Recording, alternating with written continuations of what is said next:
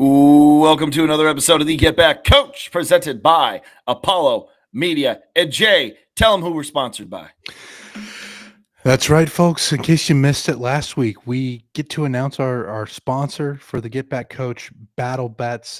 This college football season, we're working with Battle Bets to bring a fun new way to test your college football knowledge against your friends, two fans of the sport.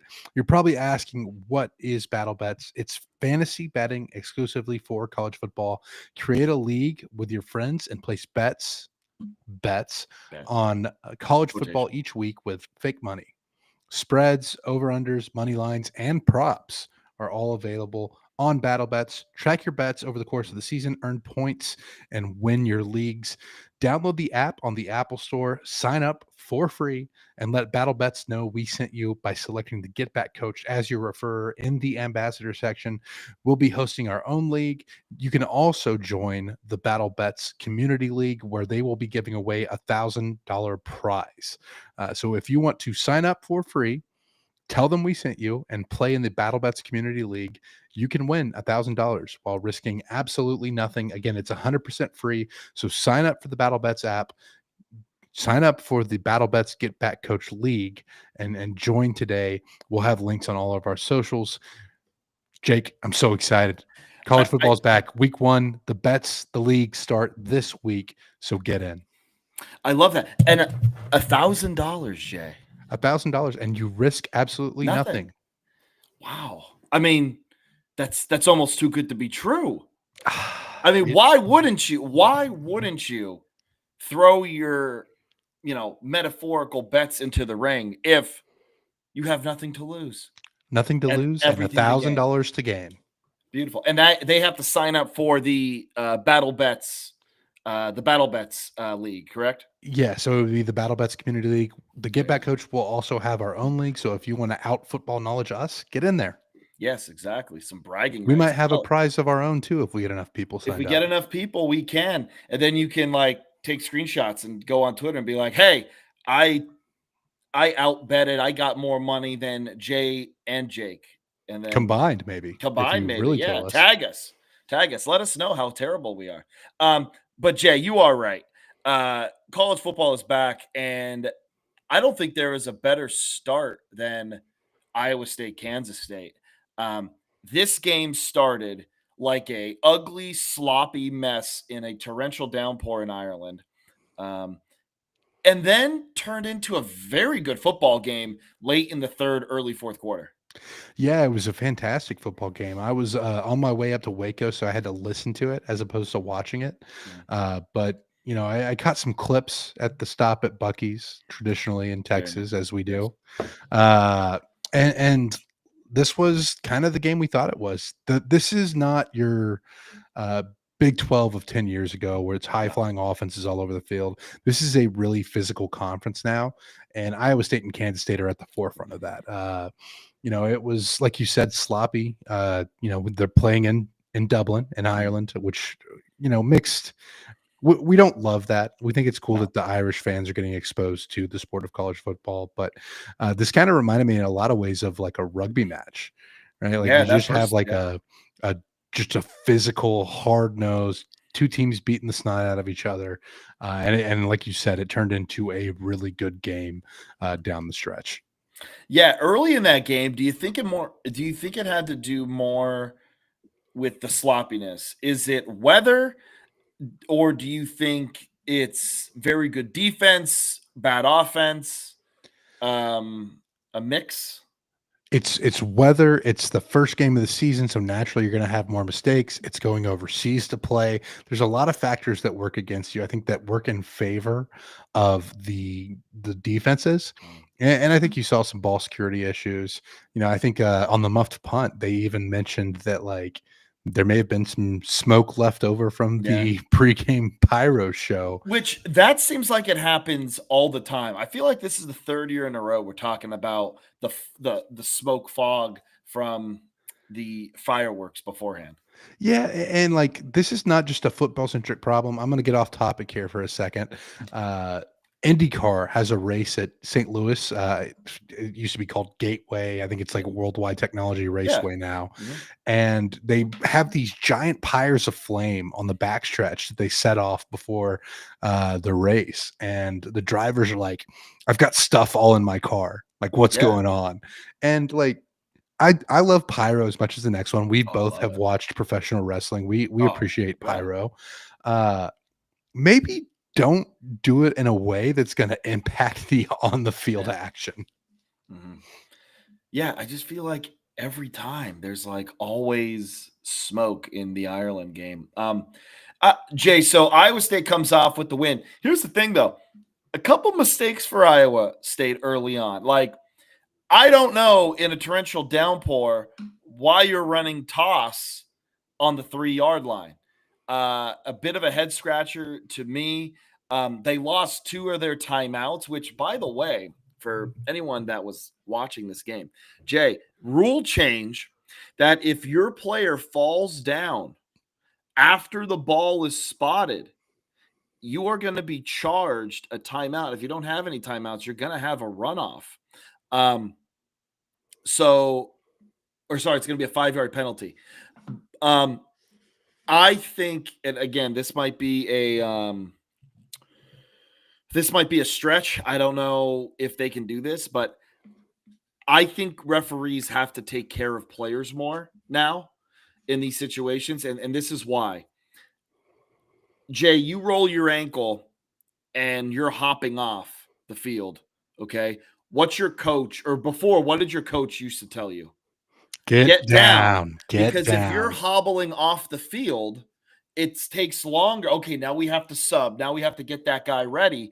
And you don't get that anymore. So I think referees, if they see a guy hobbling off, call it, stop it. Who's going in? Okay, let's play the down. Because I think you're going to see a lot of teams wasting timeouts because guys are just going to be conditioned, and coaches are going to be conditioned for, hey, oh, you got nicked up. All right, go down.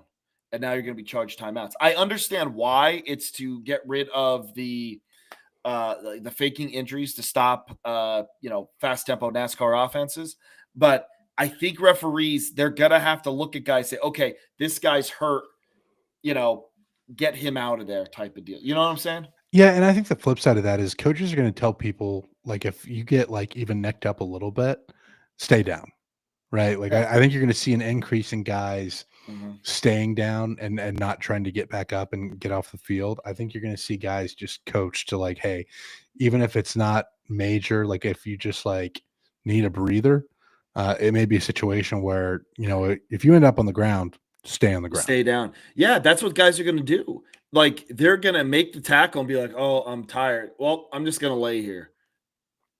Yeah. And then I'm afraid that's what's going to happen. Yeah, and it's always playing the game like that. That's just going to be part of it Mhm. now. I think we did see it with Iowa State. Like a guy at one point, they spot the ball and they're telling him to get down, and he Yeah. does, but this ball's already spotted, so you have the timeout taken away. Yeah. I don't think it impacted Iowa State Right. too much in that scenario, but No, it didn't. have to think that this is going to impact games down the Yeah. line during this course of this season Yeah, of because course it's it going to is. take an adjustment period for teams to get used to doing this. Mhm. Yeah, because again, all those players and coaches are just conditioned. Because, like, man, I know for me, like, roll my ankle. Okay, I'm gonna hobble off the field. No, stay down. And I think we're gonna see a lot more guys just like, oh, I need a breather. Instead of tapping their head, they're just gonna lay there and then Yeah. do that. So beautiful fourth quarter. Um, Jay, how many bettors are angry about this over not hitting? They are going to be livid, but Yeah, that's why you play battle bets where you don't have to worry about actually losing exactly. real money. Very beautiful, beautiful. In what's not a interjection? Yeah, Interjection? just a little Injection? plug, just a A little plug, plug. plugging. You were plugging. Listen, I like both these fronts. To be completely honest, Kansas State and Iowa State, both fronts look good. Iowa State's pass Passing defense, not great. Um, I think they have a lot on film. But now, Jay, you know what's weird about this? I think Rocco Becht played a better game, but Avery Johnson, if you just looked at the stats, it would look like Avery Johnson like played better. But I think Rocco Becht handled this game a lot better. Um, I mean, I like both quarterbacks, but I think Avery Johnson just a couple times. I think he held onto the ball a little too long. I think He had the intentional grounding he had penalty. intentional grounding. I think he had some bad balls. Um, so yeah, I think both these teams got to clean it up, but this is huge for Iowa State. Like I said, I think Iowa State. I have Iowa State in the Big 12 championship, and I think if anyone watched that game, I think they can see kind of why they are Yeah. Big 12 contenders. Yeah, really good tight end play from Iowa State, by the way. Something that Oh, we love to beautiful. see. Yes. Absolutely. Oh, one last thing before we move on. Matt Campbell, 4th down. I thought the ball was going to Hansen. Like, that's just the way he was running the ball. I'm like, okay, You they're almost going said to go. Chris Hansen, didn't you? I did almost say Chris Hansen. Hey, why don't you take a seat right there? Take All a right. seat. Yeah. Take a seat. What do you have there? Anyway, so I thought everything was going to go to Hansen, and man, they run a little pop pass, and it's one of those plays. Again, I say it all the time, where it worked. He's a genius. Oh my God, Matt Campbell, what a play! What happens if the tight end drops the ball? What if they don't? It's a bad snap. It's, oh my God, how stupid are you? It's terrible. But man, what a play call. Rocco Beck does, puts just enough touch on it. And then they end up winning the football game. Yeah, came away really impressed with Rocco Becht. You kind of touched on it there, but also, I mean, the play calling. It's a thin line between insanity and genius, and in this case, it worked out. I don't think there's a thinner line in college football. Like, I honestly believe that is the thinnest line between this coach is a genius and this coach is out of his mind dumb. Yeah. And there isn't a line that's thinner. Nope. Moving on from that game, UNLV had a bit of a scare. Really looked like Idaho State was going to pull off the upset. Credit to that team. You know who the coach is at Idaho State? No. It's Cody Hawkins, son of I believe Dan Hawkins. May recognize that name. I know that name. Why do I know? Former Boise State coach. Yeah, I know that name. Yeah. Yeah, it's just one of those things that makes me feel old. Yeah, we started this podcast in our 20s, and I think we were both moved into our 30s now. Oh yeah, Dan Hawkins. Oh, not the musician. I believe he was the one that had the infamous "Go play intramurals" quote whenever he was at Colorado. Yo, yes, that's who that is. Oh man. Wow. What a pull. Oh man. I Go did not know play that. intramurals, brother. Yeah. Here's the thing. I was a little wrong on Idaho State. I don't know why. I thought that Idaho State was like a lot better than what they were. Again, Jay, you're the FCS guy, not me. But I swore Idaho State had a good year last year. They didn't. They won 5 games. But UNLV's defense looks very bad. There was multiple breakdowns in coverage, and I'm thinking, like, what is happening here? Are you a little worried about the Mullen hire right now, or do you think this is just transition stuff? It's transition stuff, and this is a roster that had a ton of turnover, and so I'm looking at that. I also think, like, yes, Idaho State struggled, but I think the Big Sky is the best conference, or one of the best conferences, top to bottom in FCS. Obviously, Missouri Valley Football Conference up there as well. And you look at this, and it's just, your first game of the season, you don't really fully have the offense, installed. Defensively, you had the mistakes, the miscues, like you Yeah. said. Idaho State threw out a great trick play early in the game, Mhm. which kind of helps with making defenses look bad, right? When those types of plays Oh, yeah. succeed. But yeah, I'm not pushing the panic button on the Mullen hire yet. I think it's going to take some time for this new roster and these new coaches to get acquainted and really start gelling. Yeah, and here's the other thing, Jay, like, Idaho State is looking to surprise UNLV. They are out to, we have to win this game. Where UNLV, I think, is just trying to find themselves. And I think that's a very strange spot to be in as a school that is rebuilding against an inferior opponent, where the inferior opponent is going out for a win. And you, who wants to win, is kind of more worried about getting your team and program better besides just going for the win and just scouting like that. Yeah. Yeah, the other piece of it, UNLV coming off of one of their best seasons in program history, Mhm. uh, we got to get them back to a smaller stadium. The crowd just was not into it out there in Vegas. Like I don't think we realized how good we had it at Sam Boyd. I was just gonna say they had one. It was Sam Boyd, which was nice. Like they had it.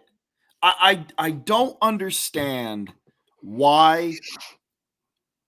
I shouldn't say that. I do understand. They wanted to sell that. They want to sell it to players. Oh, hey, you get to play in the Death Star.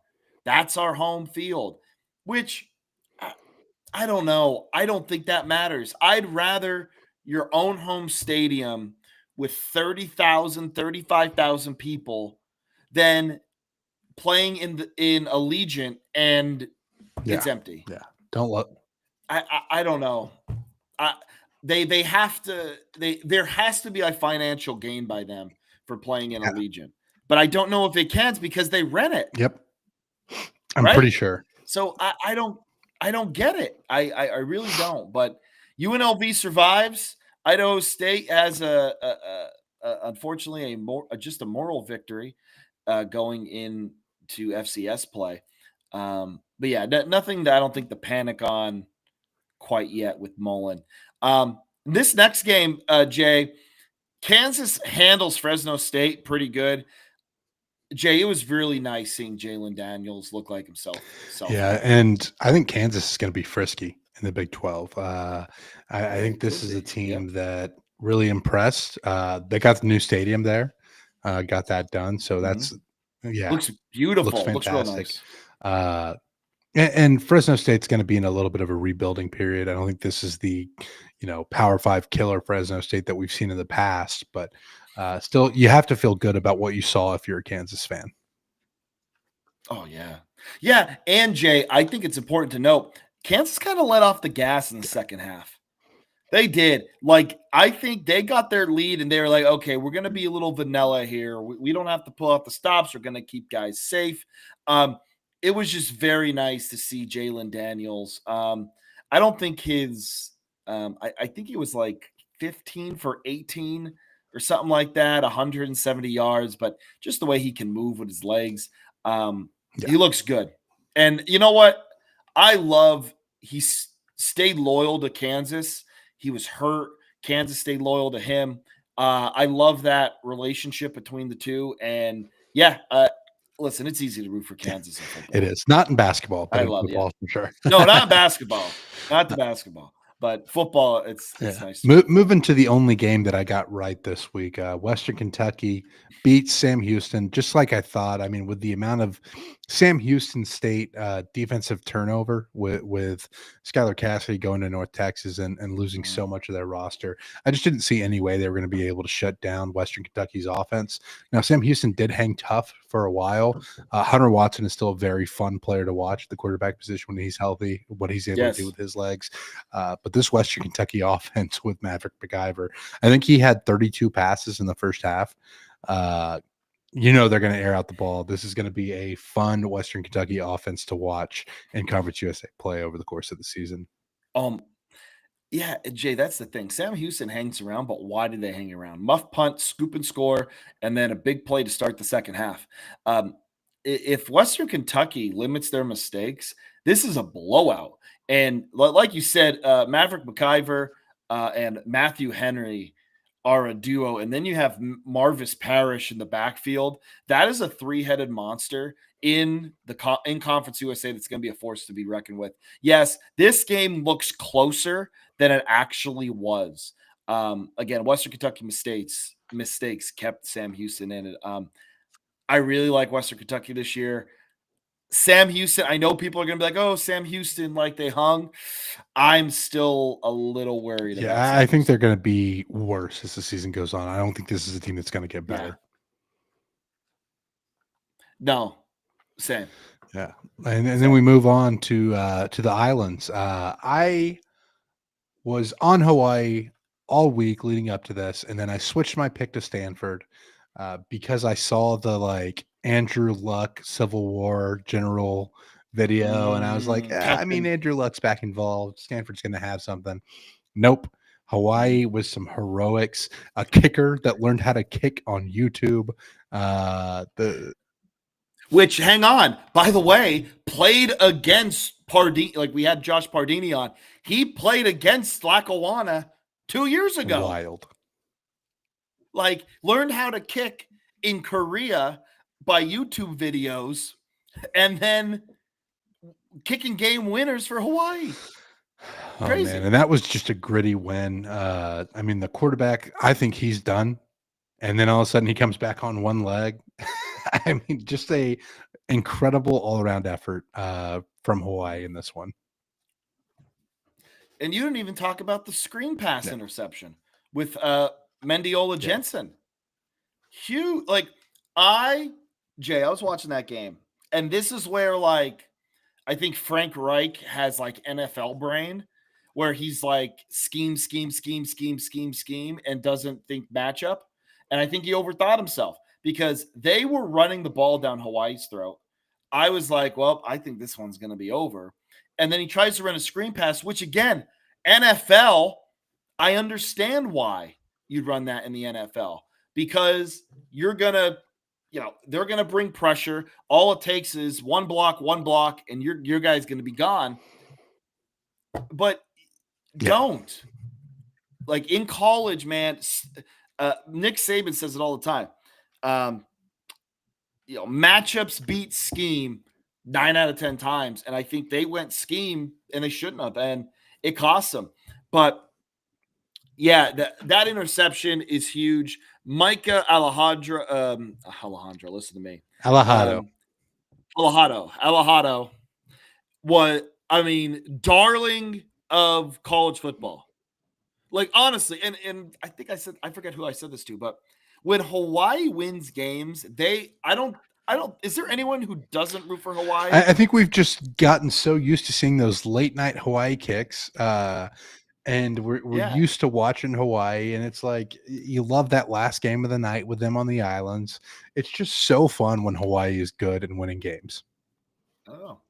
And we're not even saying that they're going to be good this year, but it's like also they're playing Stanford, which is also like a pretty like likable team. I mean, those guys go to class and like have 3.5, 4 I don't know. I have my GPAs. qualms with AI and what Stanford has done, but Oh, we don't okay. have Well, to get that's a into that different here. story.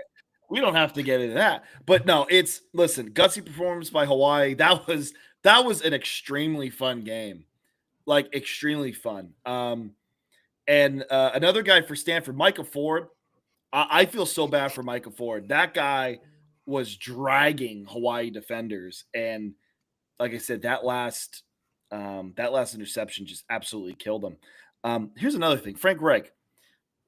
30 seconds to go. Hawaii's going to kick a field goal. They don't call any timeouts. Like they don't call. I have no idea why. Call a timeout. Maybe something happens. Maybe they kick the field goal, but now you have 27 seconds. I have no idea why Frank Reich didn't call timeouts at the end of that game. Yeah. No idea. I like that is clock management malpractice. And this is a very good coordinator in the NFL and was an NFL head coach. No idea. But Jay, week 0, man, it was great. It's just so good to have football back on the screens. Mhm. Like again, I was kind of out, about doing concert stuff. Which, by the way, heck of a show at McLean Stadium with Turnpike Troubadours, Cross Canadian Ragweed. It was weird being in a college football stadium on the first Saturday of college football and not watching college football. Was American Yeah, Aquarium American up there Aquarium too? was there as well. Yeah, Wade Bowen, Shane very Smith, and the nice. Saints. I mean, it was a heck of a lineup there that show. But I will say that I snuck some college football watching in on my phone screen thanks to Very the nice. Wi-Fi at McLean Stadium. McLean. Was that your first time at No, so McLean? I've been there twice. Neither time to watch Baylor. Okay. My first time at McLean Stadium, it was a brand new stadium, and my old alma mater, Rockwall Heath Hawks, played there in a high school football game. I got to go watch there. All right, cool. Very nice. I mean, I anticipate like a very Yeah, it beautiful is a beautiful stadium stadium, and they don't have the big tarp right on the there like river. they had at Casey. Casey kinda sucked back in Mhm. the day, I'll tell you that. The old stadium, Yeah. which was not on campus, it was in Waco, Oh, but it was kinda okay. like you had to bus over there. Now, with McLean Stadium, you're on campus. It's a much better setup, for the program, and I would have to give Baylor some flowers, like, this is a good setup that they have now.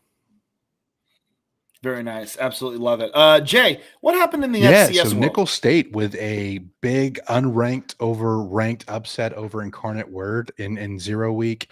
This is a big win for Nickel State. They've had some good programs down there in Thibodaux in the past.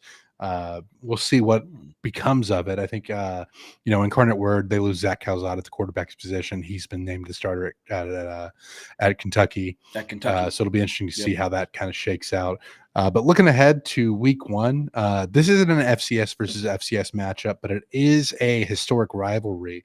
Washington State obviously is a FBS program, but they're playing Idaho. Now, this is important to bring up because this is a rivalry game for sure. Back in the day, these like the losing fans used to have to walk home.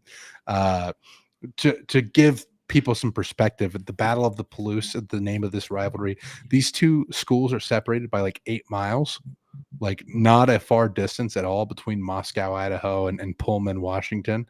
Uh, it's a 12-minute drive, right? So you're talking about two programs very, very close to each other. Obviously, with Washington State being in the FBS, Idaho being an Mm, FCS team, it's not mm. as much of a rivalry as it used to be. But I just had to highlight this because I thought the tradition of the losers walking home was always something that was fantastic.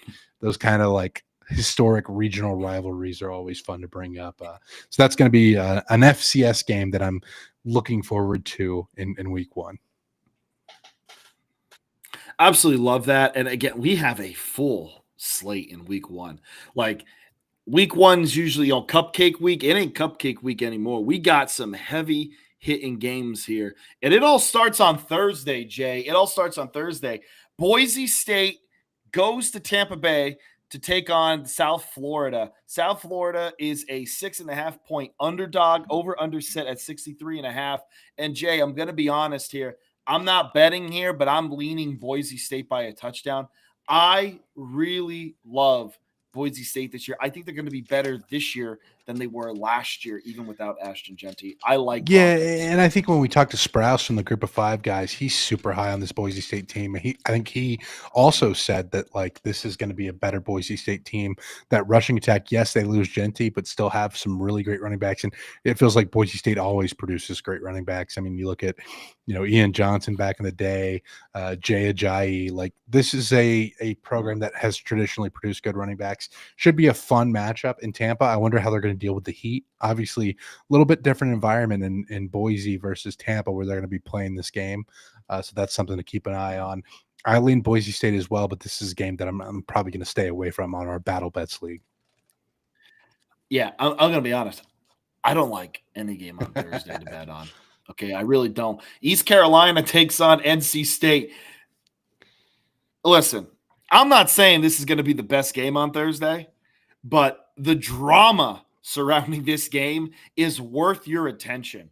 Uh, NC State played East Carolina. Again, these two teams do not like each other. Very much NC State big brother, East Carolina little brother type of energy here. East Carolina beats them in a bowl game.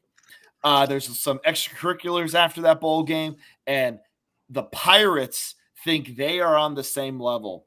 And Jay, I saw that line come out at -12.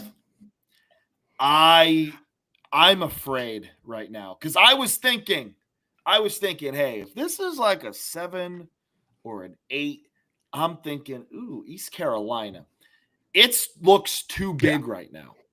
I have a bad feeling that NC State is just going to wipe the floor with them because they're ticked. They are angry from that bowl loss. And I think they're sick of East Carolina and their fans running their mouths. I am rooting for East Carolina. Got to root for the underdog here, but I have a bad feeling that NC Yeah, I State's think going to NC win. State has a sizable chip on their shoulder after last year, where a lot of people had them pegged as an ACC dark horse, and that just never really materialized. All ending with that, culminating with that bowl game loss and fracas that you mentioned. Uh, Yep. this is going to be a hostile environment. I've had the American Aquarium hat on. BJ Barham, lead singer of American Yeah. Aquarium, is a NC State fan, and I think NC State fans are just tired of hearing about ECU. They had that game where they went to ECU not too long ago. Right. These two programs don't really like each other. Like, this is kind of like a No. sneaky rivalry game. Uh, I'm like you though. Like, I see that line and I think, ah, man, Vegas knows something that we don't know. NC State, it seems like they're primed to uh, kind of blow the doors off of ECU here. Yeah, exactly. Um, and then that leads into our late game here.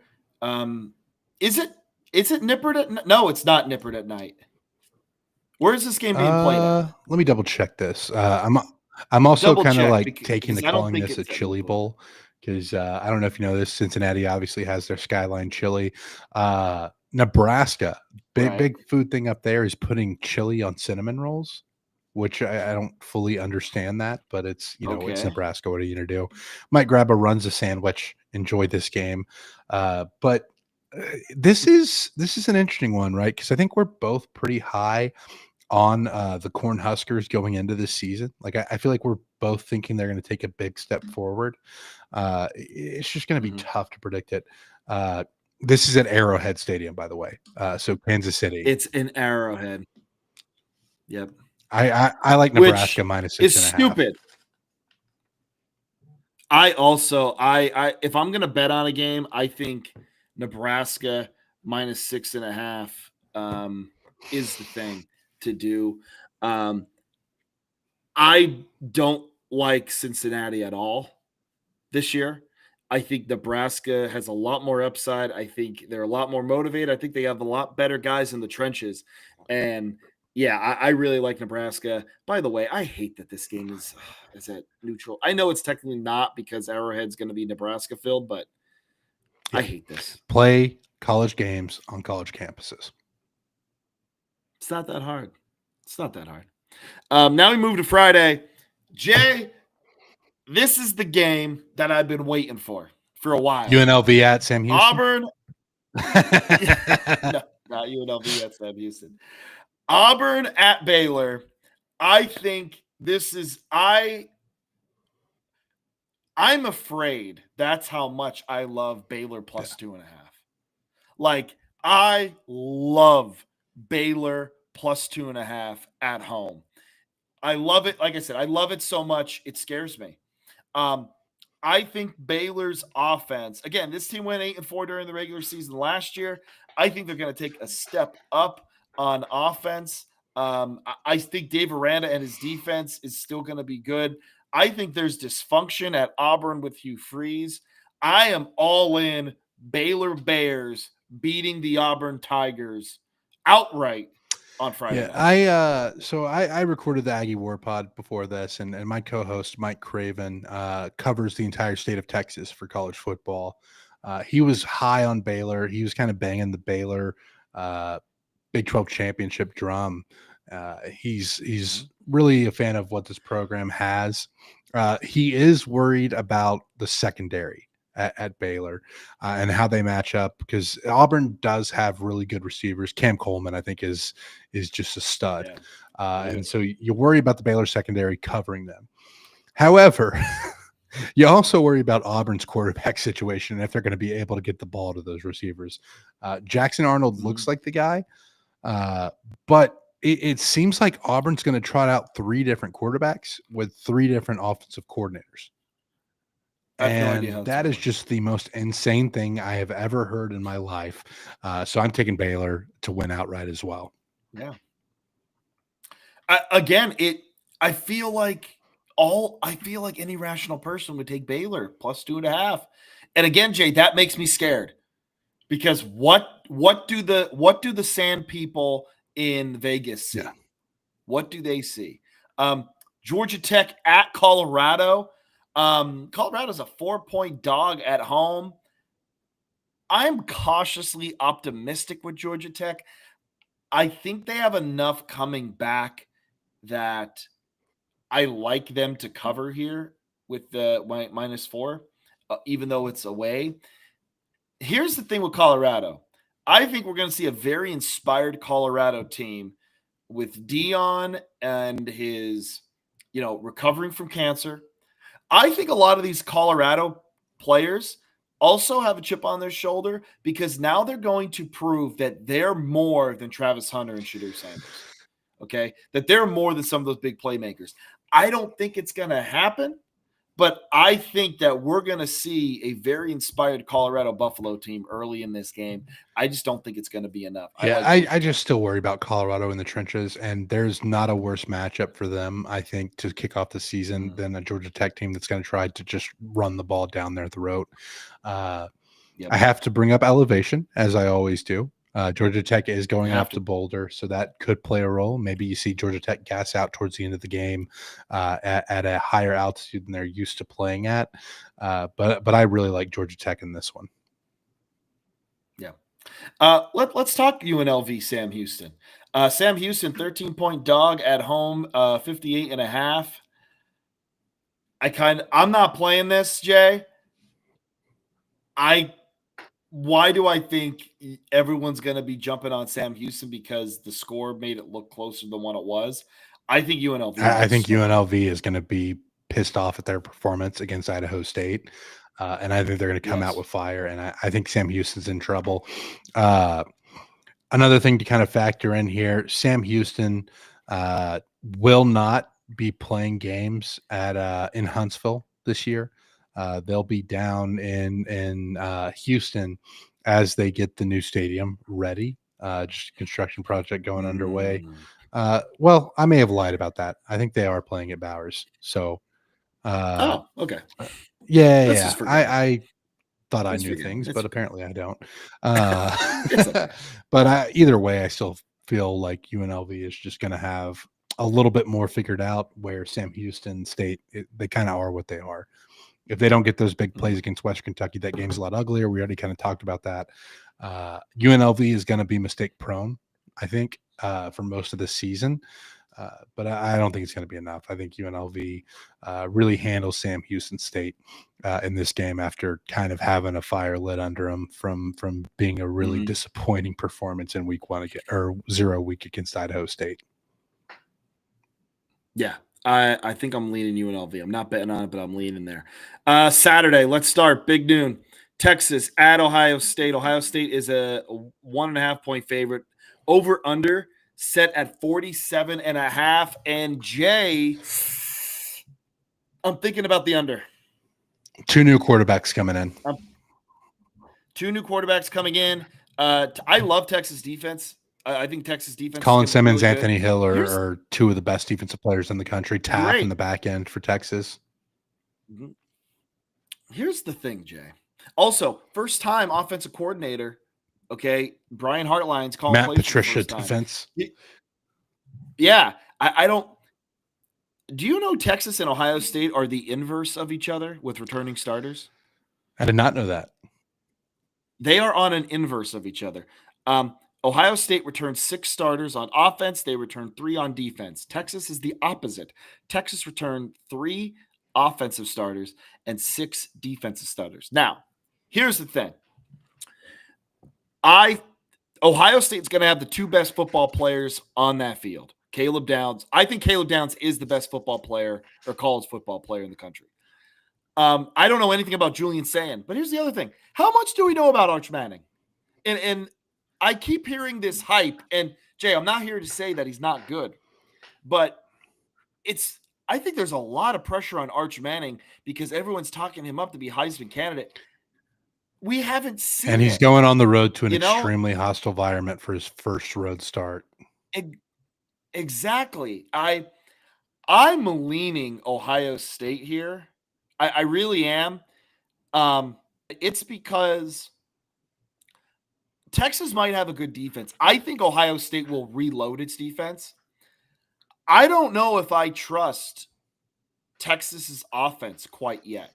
Because like you said, beginning of the year, it takes a lot to get things figured out. And you're going against a very, very good safety, okay, in Caleb Downs. And you have a quarterback who's on the road, hostile environment, and you lose everyone, almost everyone from that Texas offense. So I'm leaning Ohio State for that reason. I think the under is the best bet, and I'll probably go the under here. I'll take the under too, just because of, like you said, Caleb Downs coming back for Ohio State, plus what Texas has defensively. Just feels like both teams with no quarterbacks are going to struggle to get things going against defenses that are super talented. Yeah. Next up, you have 2 very high-level programs here. Alabama takes on Florida State. Florida State, a 13.5-point underdog at home. Here's the deal. I think Alabama is going to absolutely throttle them. Tide rolls. A couple things. One, Florida State, I don't know how they're going to be this year, but they have way too many moving parts for this early of a game against a team like Alabama, who, again, is going to come up fired up. Not just because they had a disappointing year, not just because they didn't make the playoff. It's because Tommy Castellanos keeps running his mouth, and you know darn well that clip is played over and over and over again. Nick Saban ain't coaching, but Kalen DeBoer ain't dumb. He's playing that all the time. I think Alabama embarrasses Florida State, and I don't know what's going to happen to him afterwards. Yeah, and Alabama has a team that's going to be playing with a chip on their shoulder after being left out of the playoff last year. I really like this Alabama team in 2025. This is just a nightmare matchup for Florida State coming off a season where they got embarrassed to start the season. Mm-hmm. Next up, probably is the premier game of Saturday, LSU at Clemson on college campuses, everybody. Come on, let's keep doing this. Death Valley versus Death Valley. Yeah, who gets the claim of Death Valley? Here's the thing, Jay. I trust Clemson more. Okay, I trust their defense more, especially. I think their offense has a ton coming back. I still don't know what LSU's defense is going to look like. I don't know. And you could say about transfers, but LSU, I don't know what their defense is going to look like, and that is why I'm taking Clemson -4 at home. I think it's a simple bet. Yeah, and it's wild because it's not like LSU doesn't have talent on the defensive side. They just haven't put it together. Harold Perkins, Whit Weeks, those guys are super talented. But we just haven't seen a cohesive LSU defense. The offense we know is going to be good for LSU. It's like you said, I just trust Clemson more. I think they're going to be better on both sides of the ball. I think they're going to be better coached. I think this Clemson team is primed for a national championship run. I think it starts with a big win over LSU at home. Yeah. Clemson to cover. Sunday. We have Virginia Tech at South Carolina. Over under set at 49.5. Beamer Bowl. Yeah, Beamer Bowl here. I think South Carolina wins. I don't know if they cover. I like under 49.5, and this is why.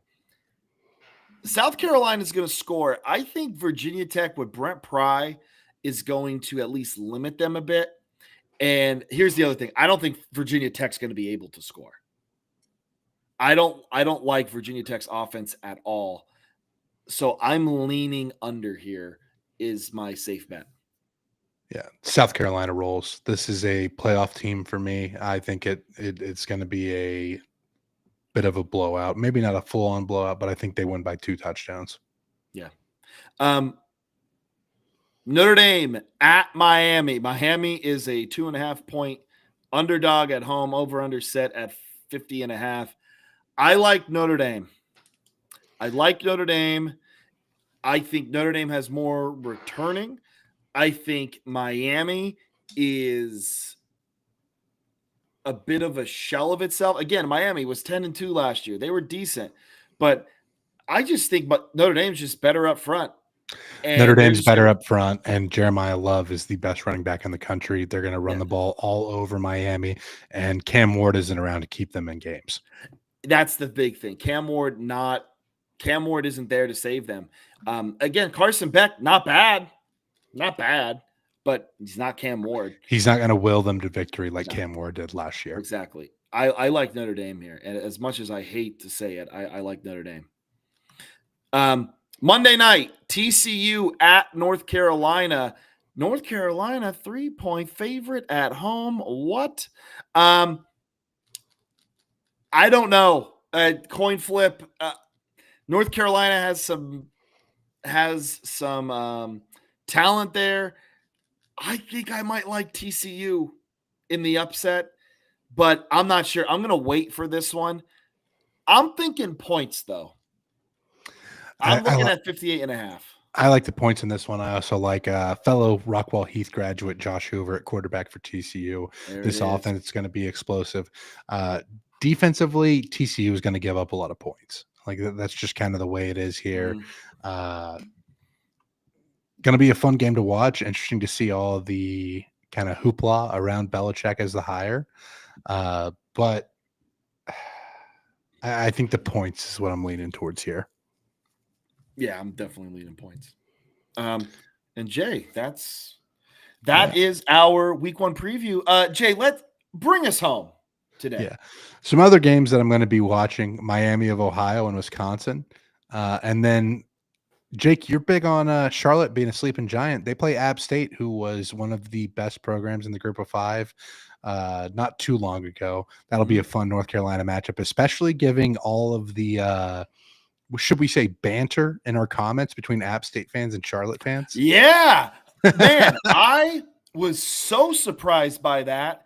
I guess it makes sense with them playing in week 1, though. Yeah, our Twitter, man, and even on my TikTok, they were going at each other. So I love it.